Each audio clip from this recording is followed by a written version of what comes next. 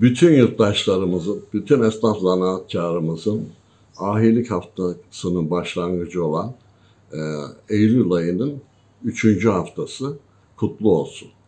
Ahilik, ahlaki değerlerle bezenmiş bir gelenektir. Ahilik, gelen her esnaf topluma faydalı birer ferttir. Ahilik, yalnızca mesleki örgütlenme değil, bir yaşam biçimidir. Ahilik, geleceğimizin temsilcileri olarak bu kültürü yaşatacağız, yaşatmaya da devam edeceğiz. Halkla bütünleşmek, halkın ihtiyaçlarını karşılamak, insanların giyiminden, kuşamından, yemesinden, içmesinden, barınmasından yapılacak her tuğlanın koyuluşunda esnaf zanaatkarın emeği, alın teri var.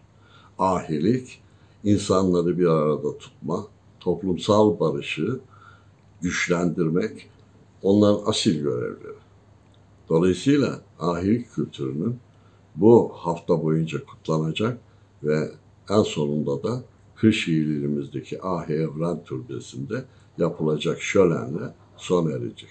Bütün halkımızı da oraya davet ediyoruz. Bu gelenek çocuklarımızın yetişmesinde ahilik, gelenek ve terbiyesinin nasıl düstur aldığını görmeleri için gerçekten de önemli bir hafta olacak.